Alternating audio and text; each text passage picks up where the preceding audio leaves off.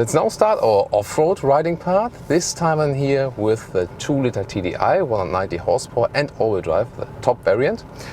We changed this drive mode selector, as we have the off-road mode now, to the off-road mode. And then, for example, we also have the hill descent control. It also shows me it on the upper screen. I can also electronically activate or deactivate it.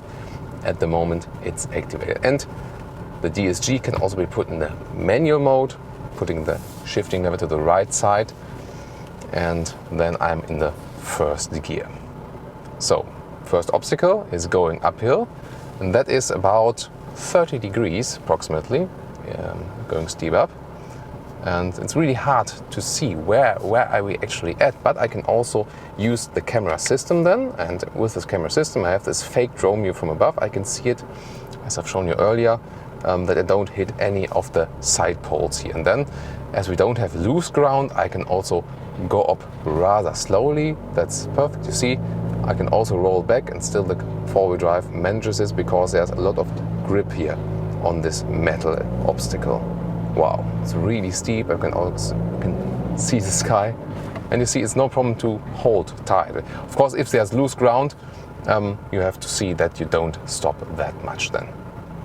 So, and now going downhill, and then, well, first of all you just want to hit the brakes, but as the hill descent control is active, I can just let go of the brakes. Oh, first time I think, oh, what's the car doing? But then, you know, it stops. I have my foot off the throttle, off the brakes, nothing happening, and very slowly the car goes downhill then. So this car is also off-road capable, of course, if you pick it with the all-wheel drive. Not so many people will go off-road with this car. If you want to do it, it's possible, as we see here. Then now another obstacle. It goes sideways for the tilting, and the maximum leaning angle is about here, and in this case here is about 32 degrees, and well, it feels it would be more, and I could really pick up flowers from the right part of the ground now. And you see here at the left part there's really just the sky left, and it's really interesting feeling always, and it works because the center of gravity is really low with such a car, and therefore it also works even if you think it would be tipping over. And you see here also very smooth handling from its suspension.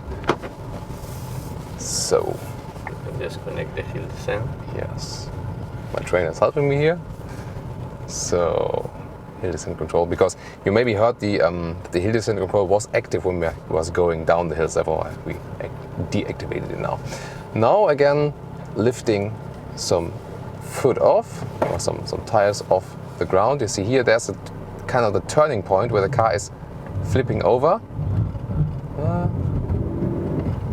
Let's see. Keep it constant. There it is. Now the car is flipping. And you maybe heard that some wheels were turning in the air. Now I have to go very slowly downhill again, that the lower bumper doesn't. Oh, but when I look here, I really think it would be touching the ground, but it doesn't. So that's good to know that you can also go up or down some steep ramps. And finally, we have had that with several off-road parcours already, also off-road.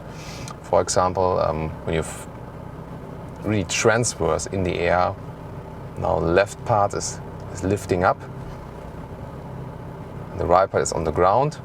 Now this is here the most interesting point, because what is happening now is that the second obstacle begins at the right part, and now we're flipping over. It's really like a ballet, something like that, really interesting. But again, I'm really amazed that the approaching angles are really wide, so there's no problem for the car, and you can go relatively fast over that one here.